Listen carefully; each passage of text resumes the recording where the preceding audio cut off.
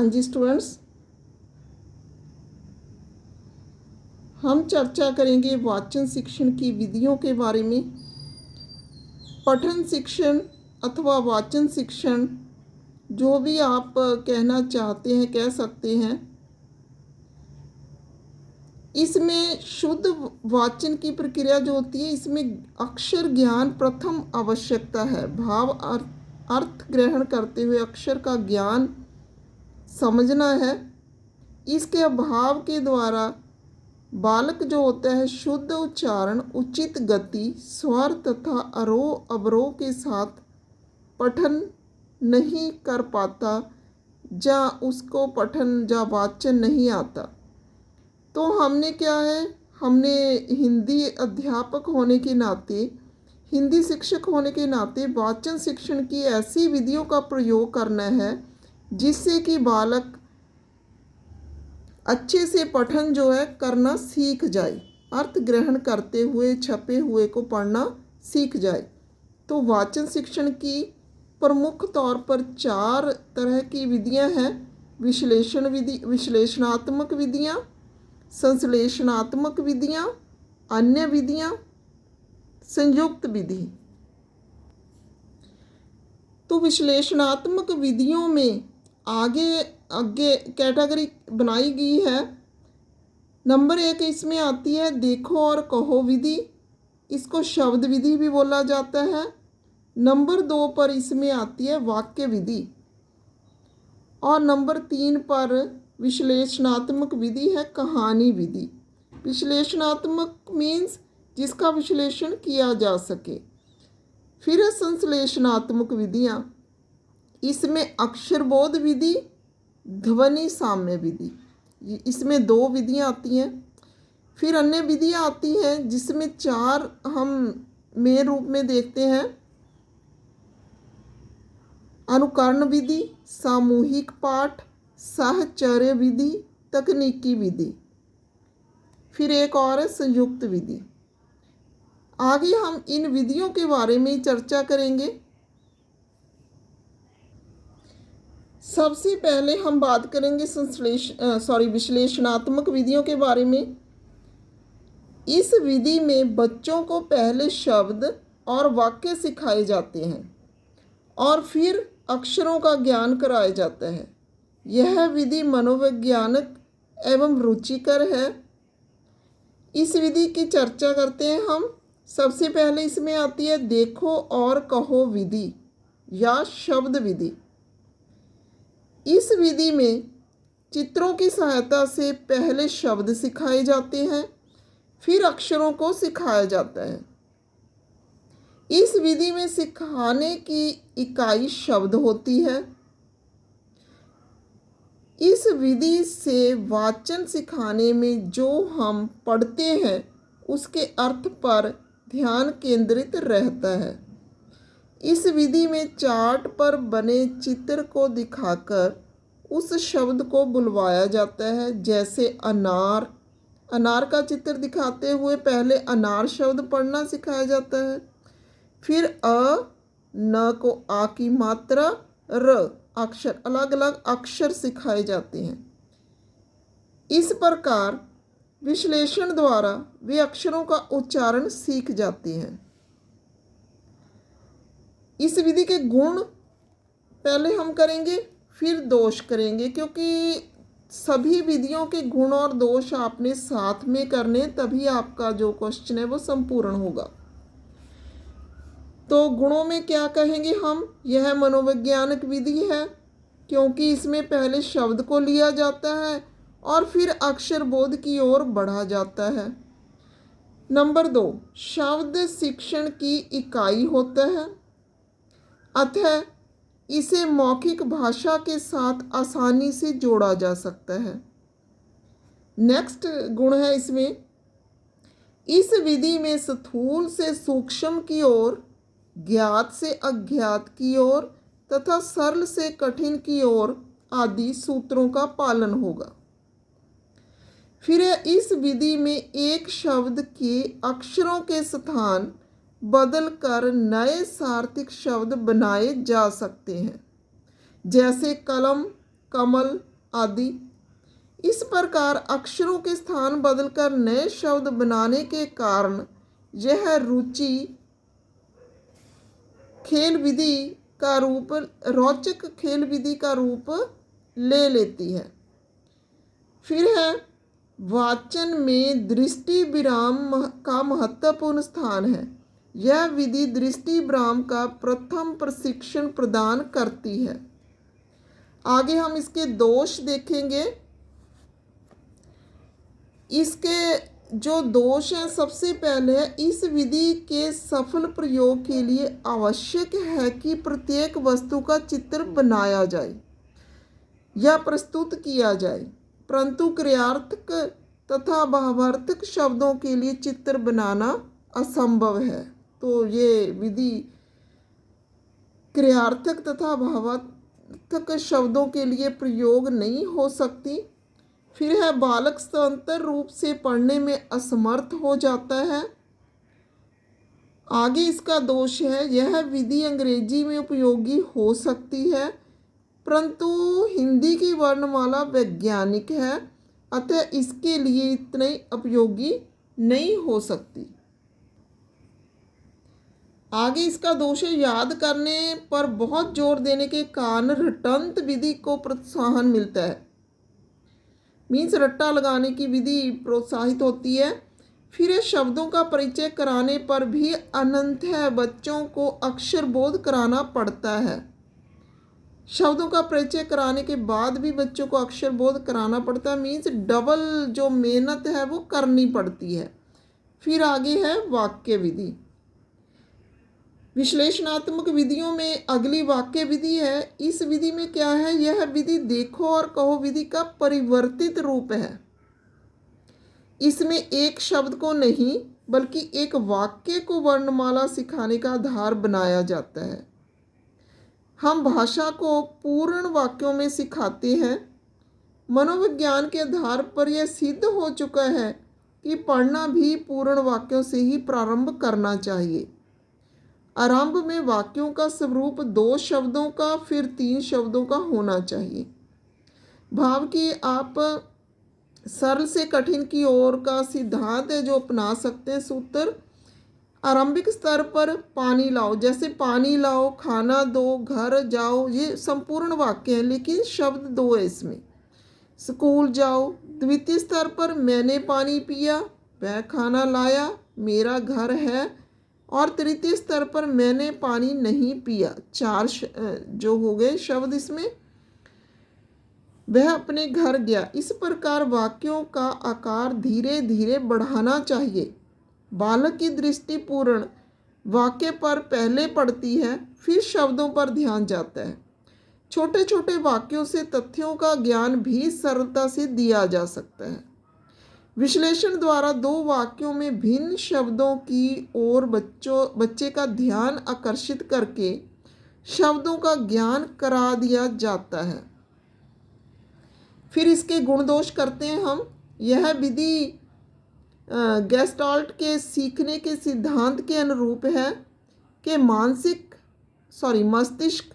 पहले पूर्ण को देखता है, फिर पूर्ण से अंश की ओर जाता है। यह विधि दृष्टि विराम के विकास में सहायक सिद्ध होती है। आगे इसका क्या गुण है, यह विधि बाल केंद्रित है, क्रिया केंद्रित है तथा शिक्षण को रोचक खेल में परिणत करने की क्षमता रखती है। फिर है इस विधि द्वारा बच्चे एक साथ कई शब्दों का प्रयोग सीख सकते हैं। इसके दोष करने अभी। इस विधि में ऐसे वाक्यों के निर्माण की आवश्यकता होती है जो बच्चों की अनुभव परिधि के भीतर समाते हों। मीन्स जो उनका घेरा है, जो उनकी एज है, उसी के अकॉर्डिंग जो वाक्य हैं छोटे छोटे हमें बनाने पड़ेंगे। ऐसे वाक्यों के निर्माण से बच्चों का शब्द भंडार सीमित रह जाता है। इस विधि में बच्चों को वाक्य रटवाए जाते हैं। भाव इसको रटंत विधि भी कह सकते हैं। फिर है वाक्यों को प्रस्तुत करने वाले चार्ट या चित्र बनाना अत्यंत कठिन है। फिर आगे कहानी विधि है। कहानी विधि भी विश्लेषणात्मक विधि के अंतर्गत आती है। यह विधि वाक्य विधि का ही परिवर्तित रूप है। बच्चों में कहानी सुनने की स्वाभाविक प्रवृत्ति होती है। इस प्रवृत्ति का लाभ उठाते हुए कहानी विधि का निर्माण किया गया है। वाक्य विधि में एक या दो वाक्यों के माध्यम से शब्दों अक्षरों का बोध कराया जाता है, परंतु कहानी विधि में छोटे छोटे वाक्यों से कहानी निर्मित की जाती है, सीधा सीधा हम कह सकते हैं, और फिर चार्ट चित्रों के माध्यम से उसे बच्चों के सामने प्रस्तुत किया जाता है। अध्यापक कहानी कहता है तथा प्रत्येक घटना का चित्र दिखाता जाता है। वाक्यों की आवृत्ति की जाती है। इस विधि में भी विद्यार्थी विश्लेषण द्वारा पहले शब्दों को फिर वर्णों को पहचानने लगता है। तो इन विधियों विश्लेषणात्मक विधियों में हम कह सकते हैं पहले शब्द सिखाना बच्चे को, फिर वाक्य विधि में वाक्य छोटे छोटे वाक्यों से बड़े वाक्य की ओर ले जाना, कहानी विधि में है वाक्यों का समूह करके सिखाना बच्चों को। कहानी विधि के गुण दोष भी करेंगे हम। गुणों में तो एक तो ये बाल शिक्षा में इस विधि से बाल शिक्षा में प्रगति आती है, मनोरंजक है, तथ्य का संपूर्ण वर्णन होता है, मौन पाठ का अभ्यास होता है। इसमें दोष क्या है? जो दूसरी विधियों के दोष है वही इस विधि के दोष आप कह सकते हैं। रोचकता बनाए रखना अत्यंत कठिन है, बार बार दोहराई जो है वो बोरिंग लगने लगती है बच्चों को।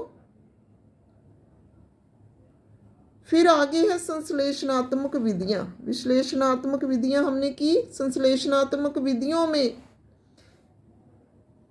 इस विधि में क्या होता है? पहले स्वर, व्यंजन तथा मात्राओं का बोध कराया जाता है। उसके पश्चात शब्दों और वाक्यों का बोध कराया जाता है। यह विधि प्राचीन काल से प्रयुक्त हो रही है। हम भी इसी विधि से पढ़ना सीखे हैं। यह तार्किक प्रणाली है, अर्थात इसमें वस्तु को तार्किक क्रम से प्रस्तुत किया जाता है। पहले वर्ण, फिर शब्द, फिर वाक्य। भाषा सीखने का तार्किक क्रम है और संश्लेषणात्मक प्रणाली में इस क्रम को ही अपनाया जाता है। इसमें कौन कौन से प्रकार हैं? अक्षरबोध विधि, जिसमें यह सबसे प्राचीन विधि है। अक्षरबोध विधि सबसे पहले स्वर व्यंजन पढ़ाए जाते हैं, अक्षर जोड़कर सिखाए जाते हैं, और इसके भी अपने कुछ गुण दोष हैं। देवनागरी भाषा को सिखाने के लिए यह विधि बहुत उपयोगी है, क्योंकि हिंदी जो भाषा है क्रम उच्चारण की दृष्टि से ही सीखी जा सकती है। जैसे पहले स्वर, फिर व्यंजन, फिर संयुक्त अक्षर। इस विधि में प्रत्येक अक्षर का संबंध ध्वनि के साथ जोड़ा जाता है। फिर है अर्थ की अपेक्षा शब्दों की पहचान पर बल दिया जाता है। उच्चारण शुद्ध होता है इसके साथ। और इसका गुण क्या है? व्याकरण तथा भाषा संबंधी नियमों का बोध सरलता से हो जाता है। और इसके कुछ दोष हैं, जैसे निरर्थक शब्दों में बच्चे रुचि नहीं लेते। अमनोवैज्ञानिक कह सकते हैं इसको हम। बच्चा वाक्यों तथा शब्दों से बोलना सीखता है, अक्षरों में नहीं। इस विधि का अक्षर बोध कराने के लिए समय लगता है, इसलिए हम इसको दोषपूर्ण बताते हैं। अक्षर बोध विधि अरोचक तथा उत्साहहीन है। एक एक अक्षर को जोड़कर कई बार विद्यार्थियों में अटक अटक कर पढ़ने की आदत पड़ जाती है। जैसे हम पढ़ना सिखाते कमल कमल, इसी तरह जो वाचन की गति है उसमें बाधा पड़ती है और बच्चे ऐसे ही सीखना शुरू करते हैं। फिर है संश्लेषणात्मक विधियों में दूसरी ध्वनि साम्य विधि।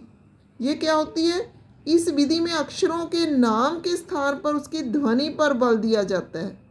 ध्वनि की समानता रखने वाले शब्दों को साथ साथ सिखाया जाता है। पहले बच्चा ध्वनियाँ सीख लेता है और उसके बाद ध्वनियों को मिलाकर शब्द बनाता है। एक साथ उच्चारित होने वाले शब्द एक साथ सिखाए जाते हैं, जैसे धार, पार, सार, भार, राम, काम, नाम। ऐसे ध्वनि साम्य के कारण विद्यार्थी शुद्ध उच्चारण के साथ बोलचाल या पढ़ना भी सीख जाता है। इसके भी कुछ गुण दोष हैं। तो सबसे पहले गुणों की बात कर लेते हैं। यह विधि समय की बचत करती है। साम्य ध्वनि वाले शब्दों को बच्चों के लिए बोलना आसान रहता है। बार बार बोलने से विद्यार्थियों को ध्वनि के शुद्ध उच्चारण का बोध होता है। अक्षर बोलने की उपेक्षा बच्चों को शब्द बोलने में आनंद आता है। परिणाम स्वरूप शिक्षण रोचकदायक बन जाता है। फिर इसके कुछ दोष हैं। व्यवहारिक शब्दावली के समान ध्वनि वाले सार्थक शब्द नहीं मिल पाने के कारण निरर्थक शब्द घड़ने पड़ते हैं, जो बच्चों की समझ से परे होते हैं। फिर इस विधि में शब्दों, वाक्यों, खंडों तथा उनके अर्थों पर उतना ध्यान नहीं दिया जाता जितना उनकी ध्वनियों पर दिया जाता है। फिर आगे इस विधि का प्रयोग सीमित शब्दों के उच्चारण सिखाने में किया जाता है, इसलिए इसके रटंत प्रणाली को उत्साह मिलता है। इस विधि से सभी ध्वनि योगों का अभ्यास कराना अत्यंत कठिन है। तो ये हो गए इस विधि के गुण दोष। आगे तीसरे नंबर की विधियां जो है, अन्य विधियां हैं, जिसमें अनुकरण विधि। अनुकरण विधि का मतलब नकल से सीखना। अध्यापक जैसे जैसे बोलता है बच्चे वैसे वैसे उसका अनुकरण करते जाते हैं।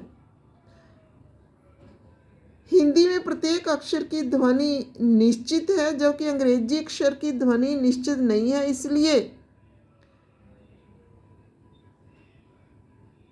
हिंदी में यह विधि जो है वो कम उपयोगी मानी जाती है।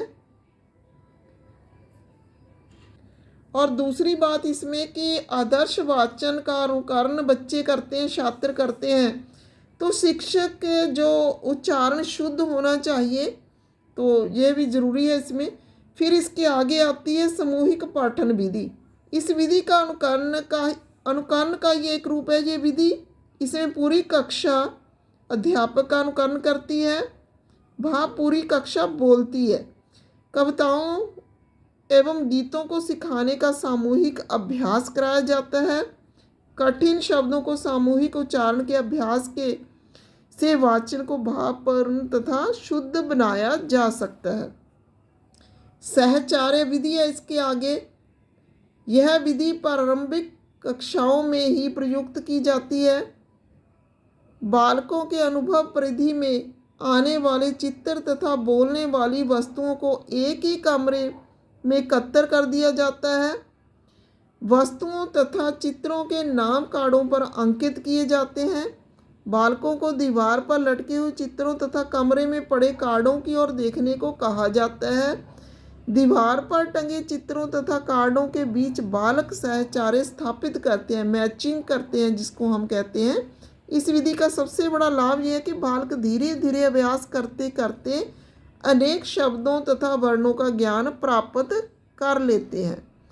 आगे है भाषा शिक्षण की तकनीकी विधि। तकनीकी विधि आज शिक्षण के क्षेत्र में शिक्षा तकनीकी विकास कर चुकी है। इसके परिणाम स्वरूप शिक्षण में मशीनों तथा यंत्रों का प्रयोग किया जाने लगा है। भाषा प्रयोगशाला का भी विकास हुआ है। इस प्रयोगशाला में वाचन तथा शब्दों का शुद्ध उच्चारण का विकास किया जाता है। इसके अतिरिक्त radio, Doordarshan, gramophone, tape record आदि द्वारा भी वाचन तथा भाषा सिखाई जाती है। फिर संयुक्त विधियां हैं। संयुक्त विधि उपयुक्त जिन विधियों का विवेचन किया वे अक्षर ज्ञान कराने की विधियां हैं। अक्षर ज्ञान वाचन का पहला सोपान है, भाव पहला स्टेप है। इस सोपान पर कदम रखने की विधि इतनी सरल, स्वाभाविक तथा मनोवैज्ञानिक होनी चाहिए कि बच्चा खुशी खुशी इसकी ओर बढ़ते हुए उत्सुक हो उठे। उपयुक्त सभी विधियों के अपने गुण तथा दोष हैं। यदि संश्लेषणात्मक तथा विश्लेषणात्मक विधियों को संयुक्त रूप से अपनाया जाए तो उस शिक्षण को रोचक, उत्साहवर्धक तथा प्रभावोत्पादक बनाने में बहुत सहायता मिलेगी। इस संयुक्त रूप को ही संयुक्त विधि की संज्ञा दी गई है। इसमें निम्नलिखित प्रक्रिया अपनाई जा सकती है, जैसे अक्षर ज्ञान के प्राथमिक शिक्षण में देखो कहो विधि का प्रयोग किया जाना चाहिए। फ्लैश कार्ड, चित्र, लकड़ी के ब्लॉक आदि के प्रयोग से बच्चों को पहले शब्दों से परिचित कराना चाहिए। शुद्ध उच्चारण, भिन्न भिन्न शब्दों का परिचय कराते हुए ध्वनि साम्य विधि का प्रयोग करवाया जा सकता है। फिर विश्लेषण विधि तथा शब्दों के वर्णों की ओर बच्चों का ध्यान आकर्षित करना चाहिए। वर्णों को चित्र मिलाकर शब्द बनाने चाहिए। सबसे पहले चुने हुए वर्ण तथा मात्राएं सिखाई जाएं, भिन्न भिन्न शब्द बनाए जाएं, तभी वर्णों मात्राओं को शुरू में सिखाने की आवश्यकता नहीं है। तो यदि आप वाकई में अध्यापक बनना चाहते हैं तो आपको इन विधियों को देखना चाहिए कि कौन सी विधि है जो अच्छे से बालक को समझ में आएगी, रोचकता से जो हम सिखाना चाहते हैं, अक्षरों का ज्ञान, वर्णों मात्राओं का ज्ञान करवाना चाहते हैं, वो उन्हें हो जाएगा। जो ऑब्जेक्टिव उद्देश्य हमारे हैं वाचन शिक्षण के, पठन शिक्षण के, तो वो पूरे हो जाएं। तो इसलिए हम ऐसी विधि को अपनाएंगे जो मिश्रित कह सकते हैं, संयुक्त कह सकते हैं, सभी विधियों का जो भी विधियां आपने डिस्कस की हैं उनका निचोड़ कह सकते हैं। तो हम हिंदी अध्यापक होने के नाते एक ऐसी विधि का प्रयोग करेंगे जिससे बच्चों को, बालकों को अच्छे से वाचन करना आ जाए उचित उच्चारण के साथ। तो ये थी वाचन कौशल अथवा पठन कौशल की विधियाँ, सिखाने की विधियाँ। तो उम्मीद करती हूँ कि यह आपको महत्वपूर्ण होगा परीक्षा के माध्यम से। तो